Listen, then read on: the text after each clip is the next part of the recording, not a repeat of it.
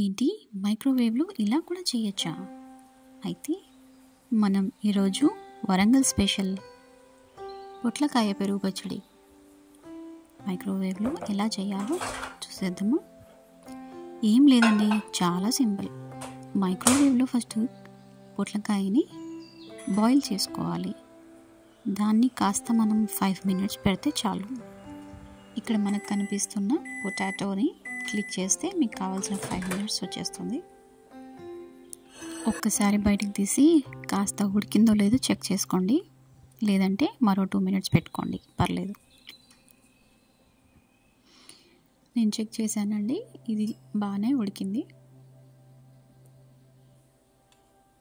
దాన్ని వడపోసి పక్కన పెట్టుకోవాలి.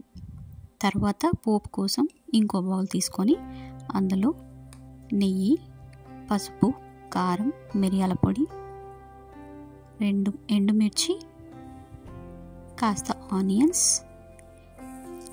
క్రంచీనెస్ కోసం అవసరమైతే శనగపప్పు, మినపప్పు కూడా వేసుకోండి. దీంట్లో కాస్త జీలకర్ర, ఆవాలు కూడా వేసి మైక్రోవేవ్లో 1 minute పెడితే చాలండి. మీకు కావాల్సిన పోపు రెడీ అయిపోతుంది.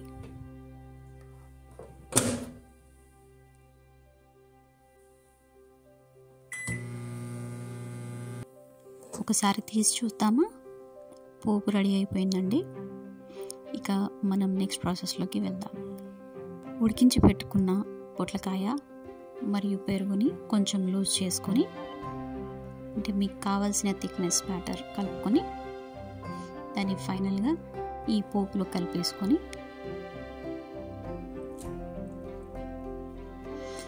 రుచి కోసం ఉప్పు కలిపి ఫైనల్గా కొరియాండర్ తోటి గార్నిష్ చేసుకోండి. అదేనండి, కొత్తిమీరతో. మన ఫైనల్ టచ్ లేకుండా ఈ కూర ఎండ్ అవ్వదు.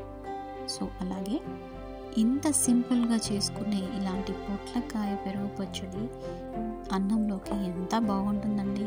పైగా నెయ్యితో టచ్ ఇస్తాం కదా, ఆ టేస్టే వేరు. దీన్ని ఎవరు మిస్ అవ్వకండి.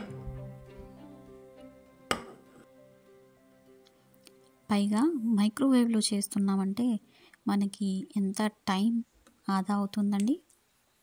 ఒకసారి మీరే ఆలోచించండి. చూడండి ఎంత యమ్మీగా ఉందో. ఇంకా తింటే ఎలా ఉంటుందో ఆలోచించండి.